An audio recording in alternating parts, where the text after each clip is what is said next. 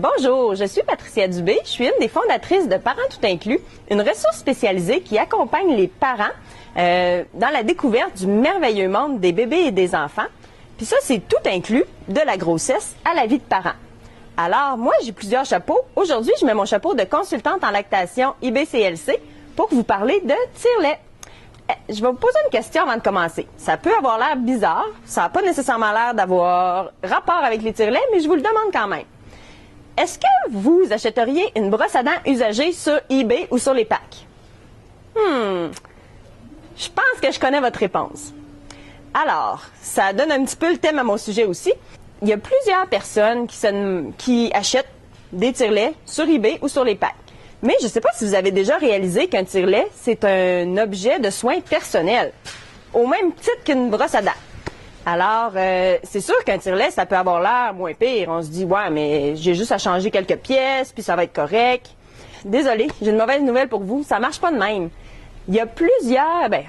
Il y a des bactéries qu'on peut retrouver dans le lait maternel qui, quand on utilise un tire-lait, s'en vont dans le tire-lait. Et ces bactéries-là, à moins d'avoir un autoclave spécialisé comme ils ont dans les hôpitaux, vous ne serez jamais capable de détruire les bactéries qui se retrouvent dans vos pièces de tire-lait. Alors, à moins de connaître les antécédents sexuels de la personne de qui vous achetez le tire-lait et de tous les partenaires qu'elle a eu dans sa vie, bien, je vous suggère de l'acheter neuf. Oui, là, vous allez me dire, oui, mais pourquoi dans les hôpitaux, on peut réutiliser le tire-lait d'une mère à l'autre et il n'y a pas de problème?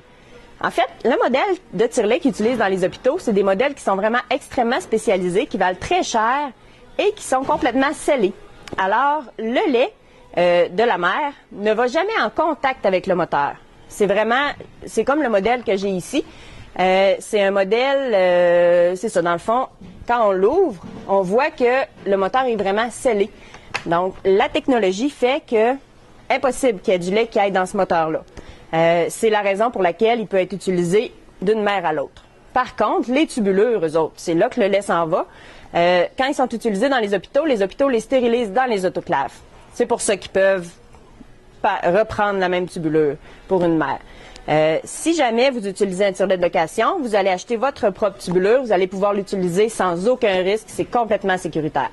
Par contre, tous les autres tire-laits, que ce soit les tire-laits électriques, les tire-laits manuels, il y a toujours des chances qu'il y ait du lait qui touche à toutes les composantes du produit. Donc, les compagnies ne recommandent vraiment pas l'utilisation entre plusieurs femmes d'un tire-lait, puis vous ne serez jamais protégé, vous n'avez jamais aucun risque de transmettre l'hépatite ou d'autres maladies à votre bébé.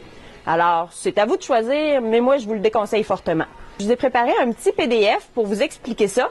Et puis, au plaisir de vous revoir de l'autre côté. Merci.